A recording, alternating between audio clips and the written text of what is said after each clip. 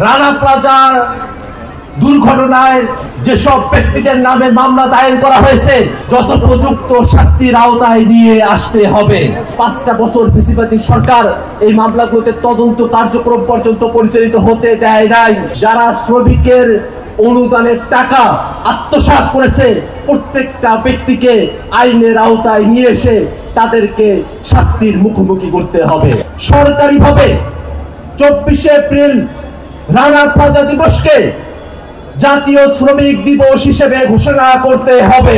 রানা প্লাজার ঘটনায় যারা শহীদ হয়েছেন সেই শহীদ পরিবার এবং যারা আহত হয়েছেন, পঙ্গু হয়েছেন, সেই সব শ্রমিকদেরকে অবশ্যই ক্ষতিপূরণ প্রদান করতে হবে, তাদেরকে পুনর্বাসনের আওতায় নিয়ে আসতে হবে।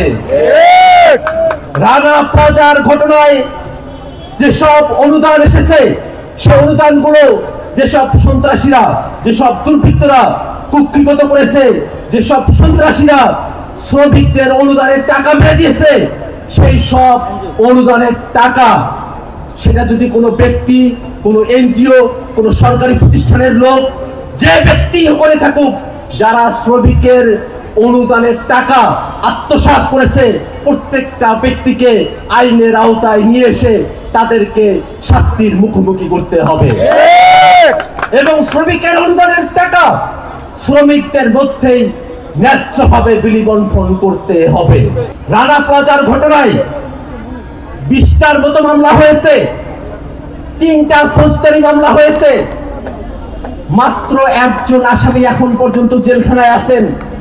মামলাগুলো দীর্ঘ সময় ধরে, মাঝখানে 5টা বছর ফ্যাসিবাদী সরকার এই মামলাগুলোতে তদন্ত কার্যক্রম পর্যন্ত পরিচালিত হতে দেয় নাই। অন্তর্বর্তীকালীন সরকারের কাছে আমরা আহ্বান জানাবো, অতি দ্রুত রানা প্লাজার দুর্ঘটনায় দায়ে যেসব ব্যক্তিদের নামে মামলা দায়ের করা হয়েছে অবিলম্বে বিচারের কার্যক্রম দৃশ্যমান করে দোষীদেরকে যথোপযুক্ত শাস্তির আওতায় নিয়ে আসতে হবে।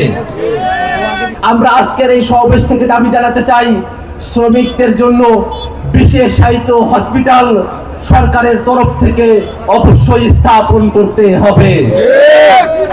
বাংলাদেশের শ্রমিক যারা আছেন সেই শ্রমিকদের নিরাপদ কর্মস্থলের জন্য, শ্রমিকদের ন্যায্য মজুরির জন্য, ন্যূনতম ন্যায্য মজুরির দাবির জন্য, শ্রমের যে পরিবেশ সেটা যেন শ্রমিকদের অনুকূলে থাকে সেই বিষয়টাকে নিশ্চিত করবার জন্য সবগুলো বিষয়কে মাথায় রেখে জাতীয় নাগরিক পার্টি এনসিপির পক্ষ থেকে 24শে এপ্রিল রানা প্লাজা দিবসে আমরা সরকারের কাছে দাবি জানাতে চাই, সরকারিভাবে 24শে এপ্রিল রানা প্লাজা দিবসকে জাতীয় শ্রমিক দিবস হিসেবে ঘোষণা করতে হবে।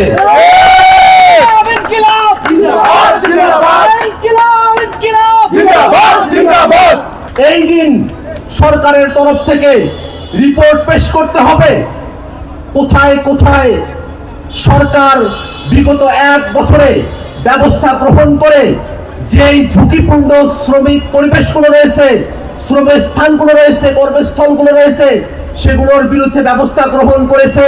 সেই তালিকা 24শে এপ্রিল জাতীয় শ্রমিক দিবসে শ্রমিকদের কাছে, সাধারণ জনগণের কাছে পরিষ্কারভাবে উত্থাপন করতে হবে।